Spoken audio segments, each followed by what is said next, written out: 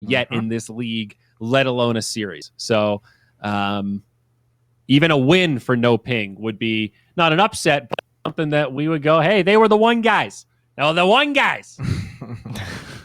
That is true. I want to see Beastcoast drop in a game. If I want to see Giants bleed, and I think. All right.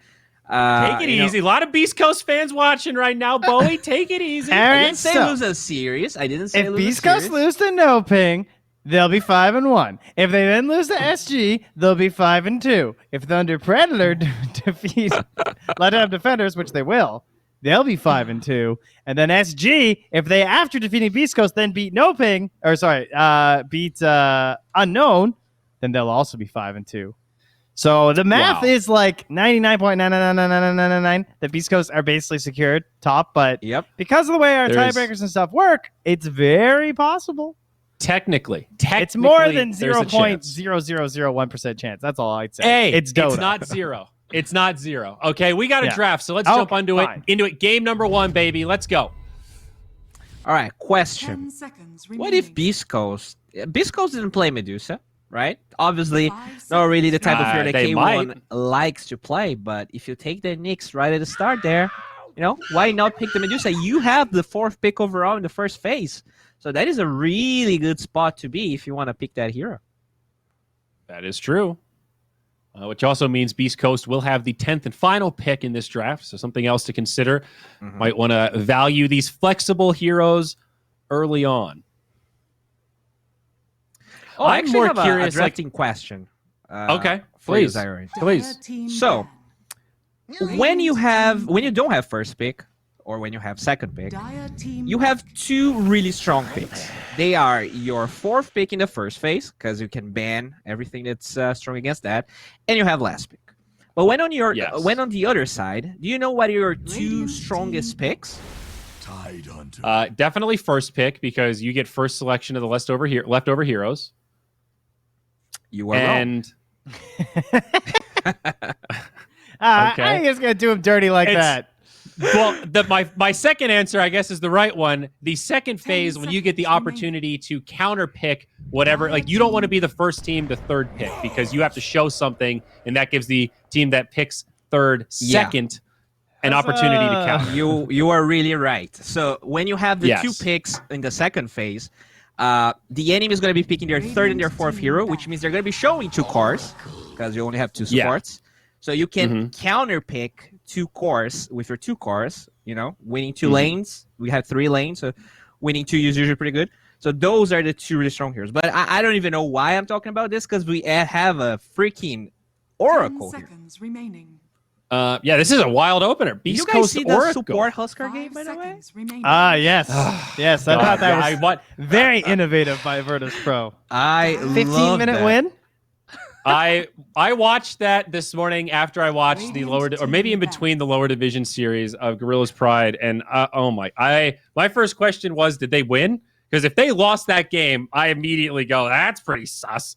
Oh boy. But they stopped it. I mean, they dominated. I was also thinking, when that Huskar was armlet toggling against Roche at like 7 minutes or whatever it was, he was doing it perfectly. But I really was thinking, doesn't Roche have like crazy RNG with Bash? What happens if you get double Bash? Don't you just die? And then he did, and he died. It still didn't matter. I mean, they still came and got Roche, and he got the Aegis, but. Yeah, that was some crazy shit, man. I don't know if we'll ever see that I'm so sorry for everyone who decided to play pubs right after that. I mean, because they should be submitting a formal apology to the general community after doing that in the game. And winning. That's the worst part. It's not like they lost or something. And stomping. Yeah. Stomping. 15 minutes. They won 2 fights after that, just crippled high ground. It was the most classic Oracle Huskar shit ever. But the Medusa does get banned here. Yeah.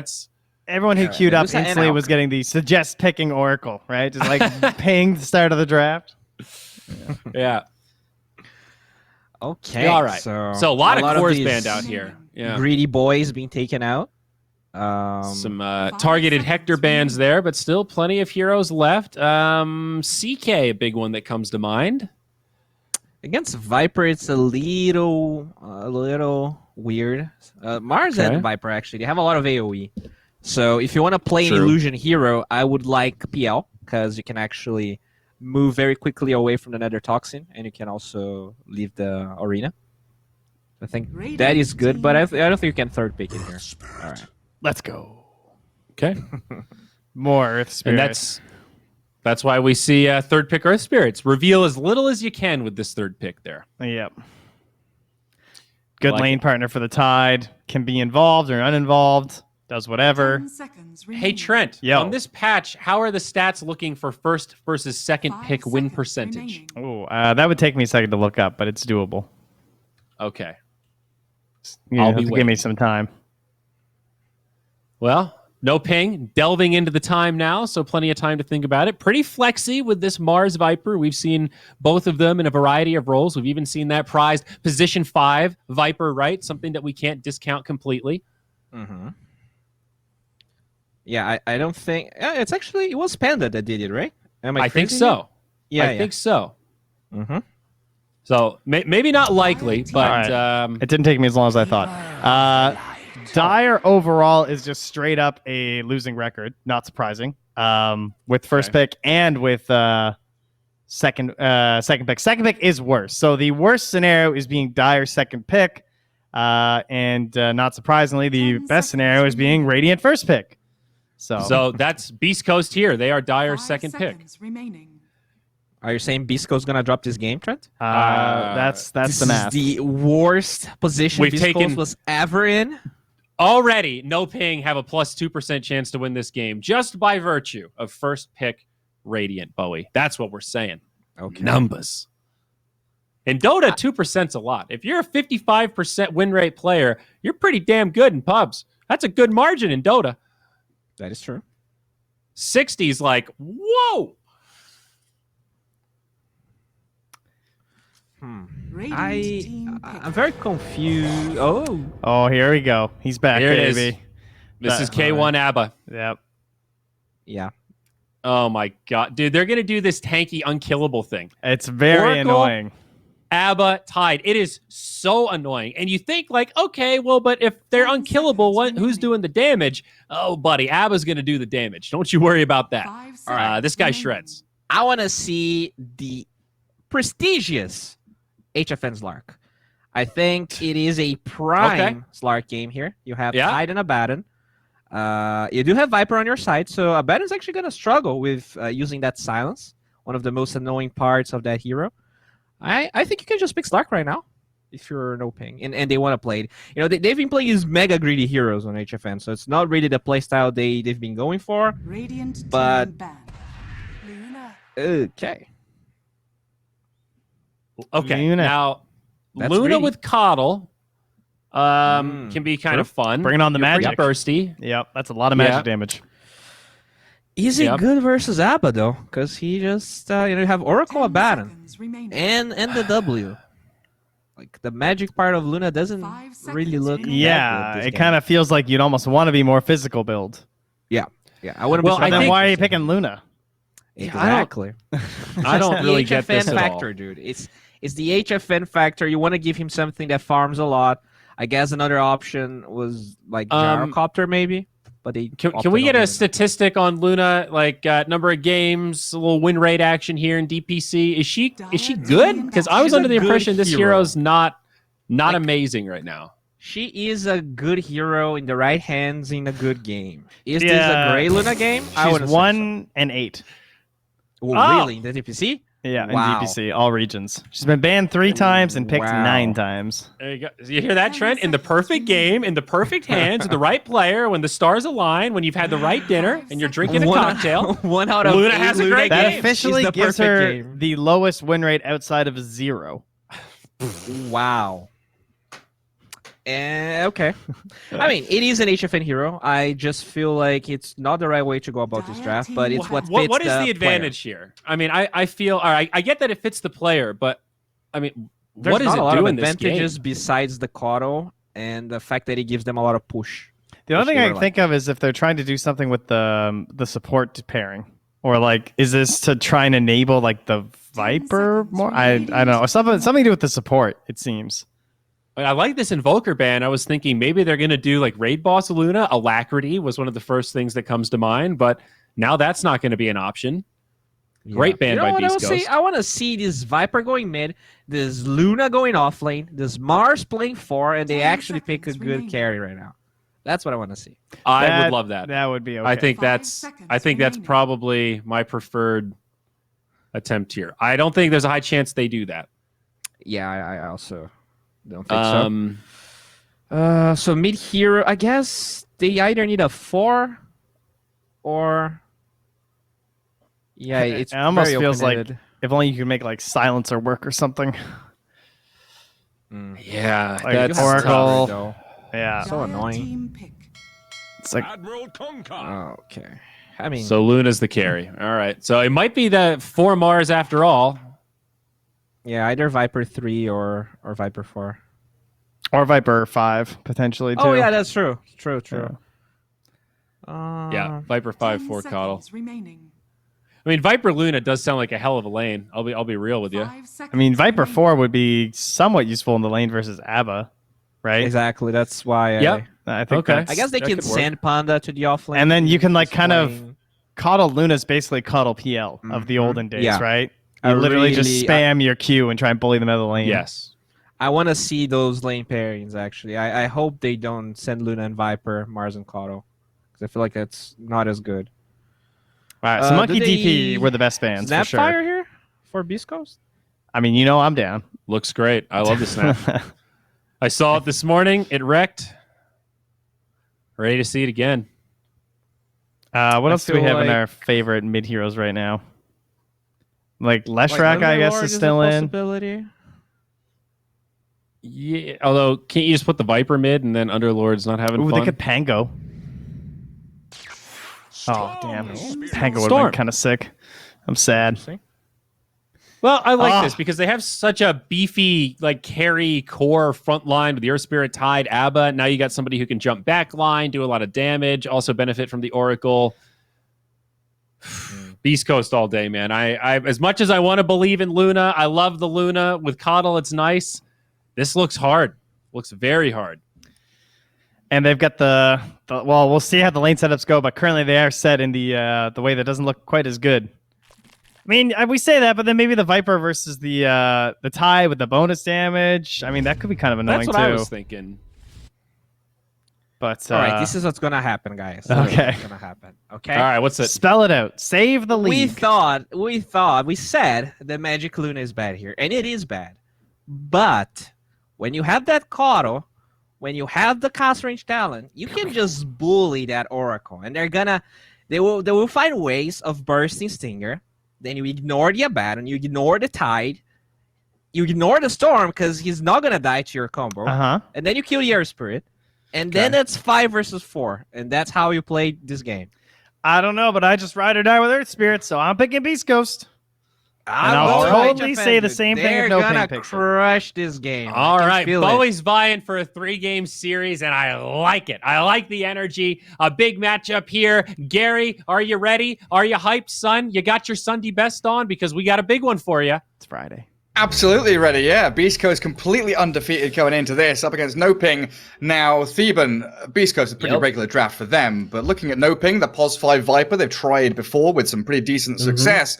But the Luna, have they picked that for HFN because it's basically just Medusa?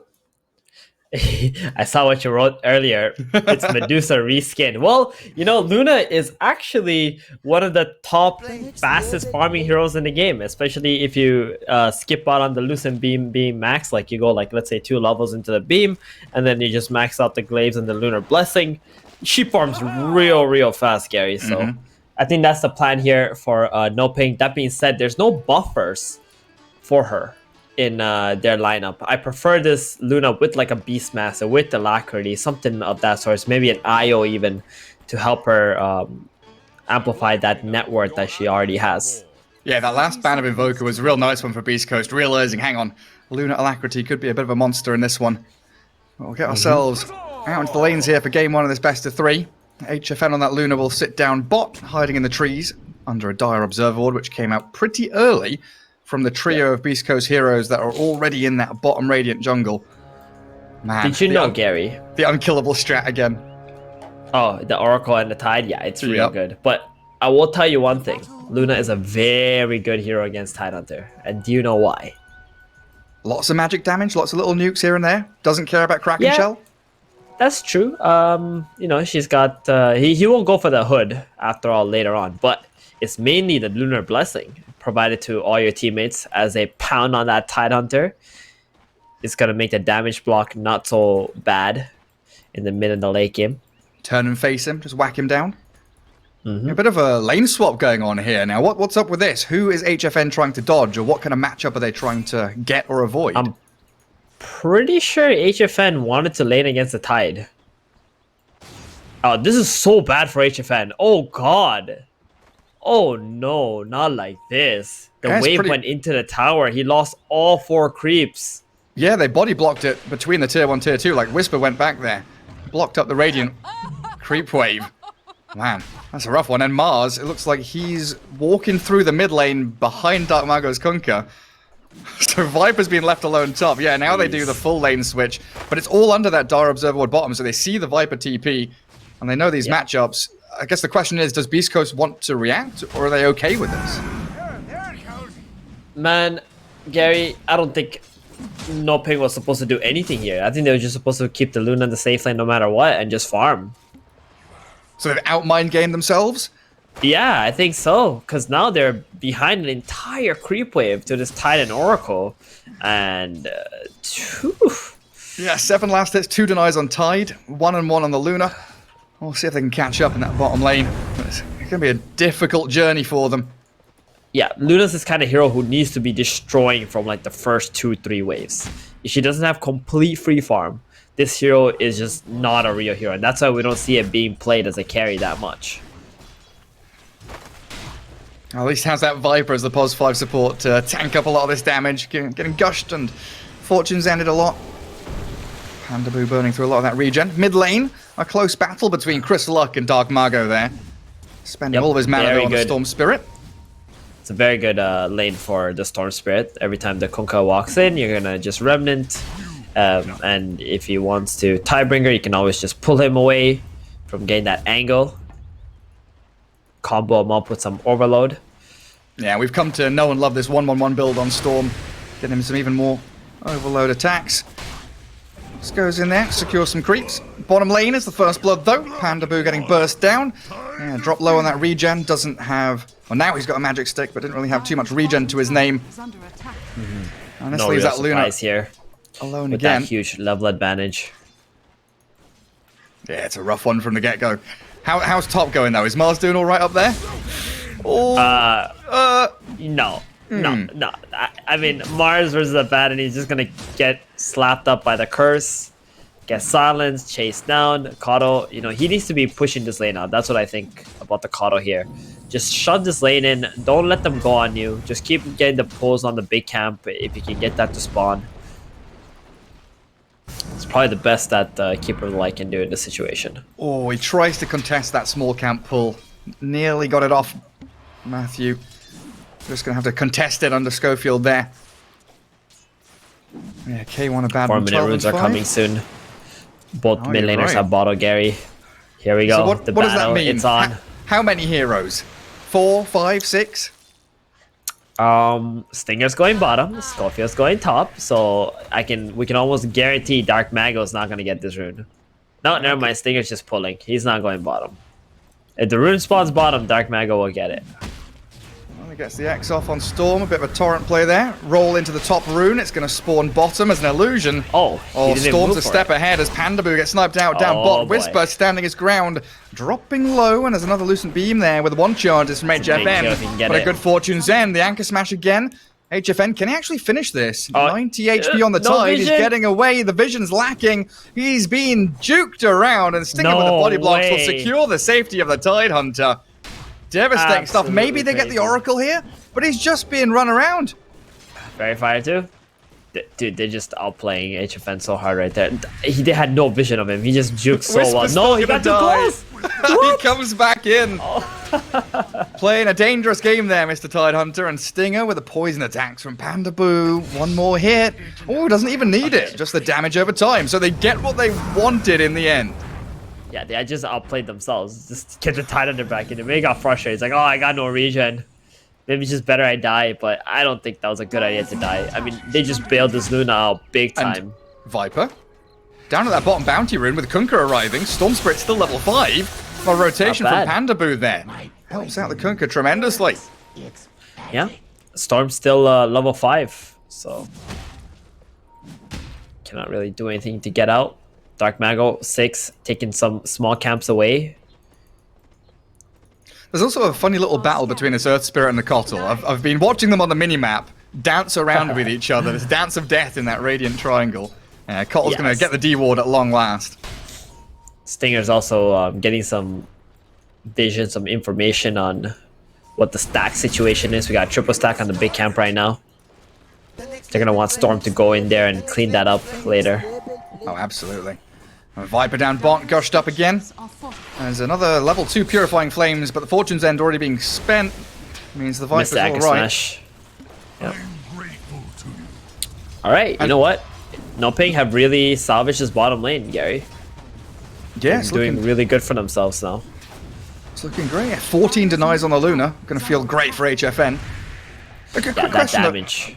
These stacks, who are they for? Like you're saying, maybe... Okay, never mind. Question answered. Kunkka? Yeah. I was wondering, like, is it for Luna a bit later, or is it for Kunkka now? No, you take it for the Kunkka now. Yeah, they got that double Tidebringer from the Chakra Magic too. Easy, they cleaned that up so easily. Yeah, Cottle's probably gonna keep stacking the Ancients. Kunkka can farm that quite easily too. Yep. Look at Chris Luck. He's like, where's my sodding creeps gone? It was meant to be a stack for me here. You know they were looking for it. Like they knew they wanted the Storm to come in there, farm that up. Maybe it was waiting for the level 7 to get another point in Static Remnant. But Kunkka did it so quickly with that Chakra Magic. There you go. Storm's got a regen rune bottled. He's, if you know, feeling it. Yeah, I can clear all these stacks as Mars throws the arena top. K1 doesn't have borrowed time. A boat crashing on him. Dark Mago securing that kill on K1. Opening the lane for Oscar a bit as Chris Luck falls in, but that's a full HP Mars. And Dark Mago's still here. Give him the old Tidebringer. Schofield with a kick. Hunting Oscar still, but he's got another spear back into the trees. The Storm gets caught up, and that Chakra Magic from Matthew has secured them not 1, but 2 kills. Huge. That is so good. I mean, Dark Mago, he made that rotation top because Mars gave the information, the Abaddon's meanwhile, bottom lane, they're going to get another one. HFN gets it with that Loosened Beam. Maybe the Viper will fall here to a Purifying Flames. The Eclipse, though, gets a double for HFN. 8-3, and NoPing, they've come into this game 1 to play with this HFN Luna. We take that. We got the Mask of Madness coming out now on the Luna, I think. Soon, at least. And got the kill onto the Orko, solo XP. This hero does so well with levels. You can see here, he just skipped out on the 4th level of Loosened Beam, scaled up his Moonglaves. He wants to be going into a jungle already, understanding that Beast Coast is going to start to come down here and gank him. Yeah, start to play into that Tide's lane because he's just hit level 6. Ravage is ready, and that's where somewhere Storm would love to ball into that bot lane. Maybe get a kill on the Luna. There's just a chain effect from the time Whisper walked in and just casually died to Luna after getting away. Look at him. Just walks under the tower. Quick little gush and anchor smash. Putting the pressure on HFN. Yeah, TP's that. Very good TP out. Great choice. A little stack made there. And Cottle, like you said, the Triangle, Ancients, large camp, but also a number of these other camps being stacked up pretty heavily by Matthew. Storm's going to find one himself, steal it away. And Dark Mago getting a number of neutral items there. Oh, yeah. Fairy's Trinket, Ironwood Tree. He's going to steal this stack too. And a D-Ward coming out from Schofield. So they will be able to bunker down in that jungle. Not pushing the bot tower too quickly though. Just the creeps hitting it for now. So not really a concerted effort to actually shove that lane. And they'll have their Spirit to guard top now as well. Everywhere I looked, there was like a stack being farmed. Yeah. I looked at the bottom lane, there was a stack there, there's a stack on the left side. Jeez. Luna just moves through a triangle. Like, where are the stacks? Oh, Kunkka's taken them. He's level 10. Sitting at 90 CS and going up into that top spot, finding the Earth Spirit and crashing that boat torrent combo onto him. And both top net worth right now, like 5.5 grand on the Kunkka, 4.5 on that Luna. NoPing with the 2 big cores. It's funny how they keep getting away with this position 5 Viper, Gary. Like, it actually just works. Yeah. Like, at this point, it's like, okay, you're first picking it, you're flexing it, but then they never actually flex it into a core roll. It's always +5 for them, it feels like. Yeah. It was kind of nice with the Luna, you know, getting that little bit of extra Lunar Blessing damage and just poking at them with it. Yeah, and then having, like, magic resist with Lucent Beam, too, you know, maxing out that poison attack. Yeah. Dude, this Luna's gonna be insanely farmed this game. Mask of Madness, Possessed Mask on top of that. Got the top tower, great. gonna stay up here. There's no real catch on Beast Coast apart from the Luna, apart from the Storm. And this Luna, if she's topped off, how's the Storm gonna kill her? She already has an Overaxe now too. Oh no, buys 2 Band of Elven Skins first. Okay. Wants that damage for now. But yeah, once this Radiant team hits their BKB timings, Kunkka probably around 20 odd minutes, Luna probably the same. It's going to be pretty difficult for the Beast Coast slide, which is majority magical damage, if not all magical damage.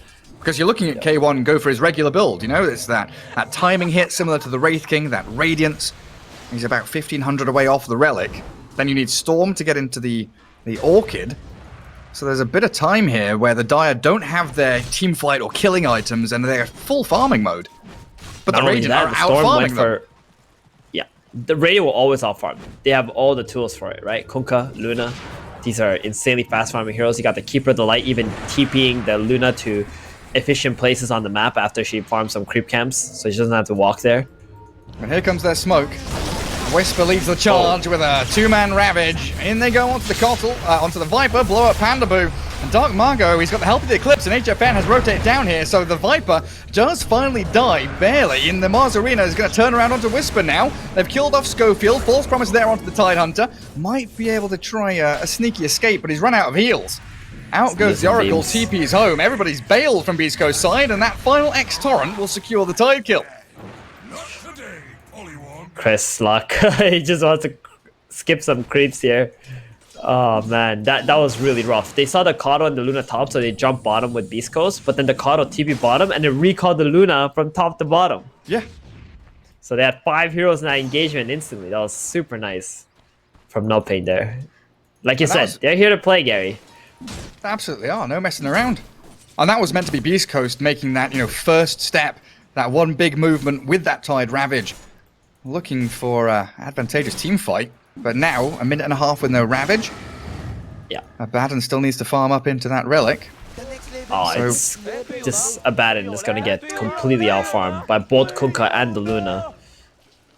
These two already have their accelerants, and Abaddon needed to get to that Relic first, and then the Radiance, and then they still need to win a team fight with it. They're going to be constantly catching up to NoPing. So what do you do in that kind of scenario? Like, sitting passive, like you say, is kind of a losing battle, right? But if you go aggressive, do you just want to keep trying to push lanes, or do you go for those smoke ganks again? They need someone to just sit bottom and constantly shove this bottom lane and then make some smokes from bottom to top and get a couple of picks and just keep trying to play the game 50-50. Whenever NoPing overstep and they go to your side, you need to be able to kill them. There's no other way. Good luck catching this level 12 Kunkka with... Oh, does he have his halberd? He's gone Sange. No, I saw him queue he's changed his build. Yeah, he's going for the BKB. He wants that right away. Mm-hmm. And Luna's also going for her BKB too, so... We're going to see like a 70-minute BKB at this rate, Gary. Oh yeah, I was thinking like 20 odd with the halberd, but it's a good little switch up, isn't it, from Dark Margot, hitting that timing a bit faster. I guess speaking about it, Beast Coast need to do something reasonably quickly about this acceleration of the Radiant. Catching Storm with the X-Torrent. Are they going to Arena Spear? No. They don't go for it. Knowing the Oracle's behind him, not worth committing hard for the Storm. Mm-hmm. Okay, we got the Relic now on K1. He's switched over to bottom. I want to see NoPing do something about this. Understanding that Abaddon cannot really fight until he gets his Radiance. Maybe even doing Roshan. It's not a bad idea. Yeah, because you know that you're Enemy team is very held up on that right-hand side of the map. You've got, what, like 70% of the map to yourselves? I see Schofield roll up there. Torrent trying to scout them out. In comes Whisper, though, with a 3-man Ravage, and they've blown up Oscar. Huge Ravage. Kunka, Dark Mago, he throws the boat. Trying to get the buff onto him. They turn onto the Tide Hunter, but he's a tanky boy. Has the hood, the rain drops, a few one charges, and the roll back in. Catching Viper now. Panda Boo gonna get burst into oblivion by the Gushing. Now the magic damage flowing through. Stinger secures the kill. Over eager from NoPing. Walking up the high ground, man, it just wasn't the play without the keeper's ulti to bring in the Luna for the team fight. They walked in together, both got ravaged into the vision too. I mean, that's gonna give a little bit of an opening for Beast Coast, but Luna's still farming though. I feel like we could even call that play greedy, right? Like they're controlling 70% of the map and they want that extra 20%, extra 30%. It's trying to stop Beast Coast from farming anything at all. But then they walk into the 4-man group up as they are 4-man farming that jungle. That's down bottom. They throw the arena on the Storm. Loosen Beam to chain stun Chris Luck. So a decent pick off down there. Huh, how did they know he was there? That was quite nice. The keeper just TPing in the Luna and just getting that quick kill onto a Storm Spirit. Yeah, and then straight back into the triangle to keep on farming. Ancients cleared out. Schofield scouts them, but has to sprint away with that haste rune. It's what you said, Gary. It's a Medusa cosplaying. Yeah. Medusa in disguise. Dire are scanning. That's really what, like, everyone's talking about, like, what is this for? What's the reason they picked it? And in my brain, I'm just like, they banned Medusa. He just wants to farm. He just wants to hit creeps. He's like, all right, what's the next fastest farmer in the game? Well, it's Luna, right? No Alk, no Dusa, yeah. Well, it's working out. 10k net worth. He basically feels like an alchemist 17 minutes in. Yep. But here is phase. Had any what? What are we talking about? I was going to say, here's phase 1 for the Abaddon. Radiance is ready. All right, there we go. That's good. I mean, that's a huge team fighting item, for sure. What I'm worried about right now, Gary, is Dark Mago going for a Radiance before BKB. Yeah. Like, that's what he's got queued up right now. I hope he doesn't go Radiance. That's an interesting one. We've Because seen a lot. He's gonna get destroyed by Tide and Earth Spirit if he does this. Yeah, like we saw a lot of this in the past against like Phantom Lancer, Illusion Heroes. Makes a lot of sense in that regard. But here comes the Ravage, Pandaboo, and that Matthew Kotzel. Caught up in the teamfight ultis, and in comes HFN with the Eclipse. Trying to burst through anyone they can, but the Abaddon's already popped his borrowed time and run back. Now the arena comes, spearing up the Tide. The False Promise, though, onto K1. Heal him up. The BKB Luna goes to work, though, and HFN with the Glaives, bouncing through all of Beast Coast. Probably going to pop on the Abaddon. There's the big kill. Storm Spirit now, X'd after the Lucid Beam. They're going to drag him back. They even need to. They've got so much damage, they don't even need the stuns. Torrent connects on the Earth Spirit mid-roll, too. Okay. Dark Mago with a prediction and a triple kill for HFN. Gorgeous stuff from NoPing. It's going to be a 5-man wipe. They got their timings right now. The Luna BKB is on. You can see how much damage this Luna's doing right now. It's a raw physical damage. They got the kill on the Viper, they got the Kato, but now you've just ravaged 2 supports. You don't have any gas left for the core heroes.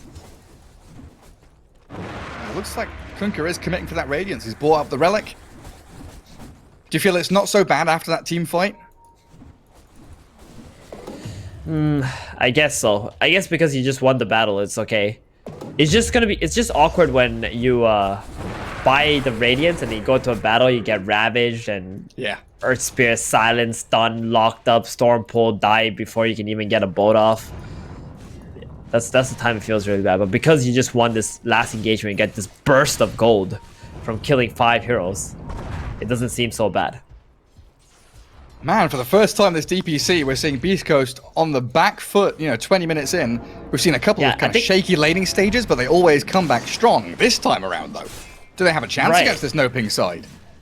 The last time we saw Beast Coast even be in a situation like this was in game 1 of that was like the first game of the DPC, right? Where they played against a Lycan. And they had a little bit of a tough time, but they still won that game. K1 mid forcing the borrowed time.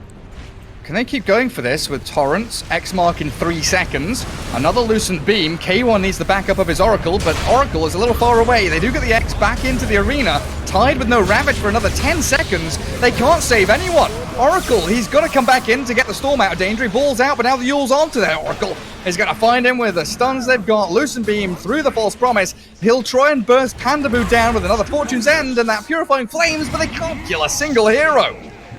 Another double for HFN, a monster kill streak. And the entire map is open for them. They've got a DD to walk into Roshan if they want to, or they can just go high ground. Oh, man.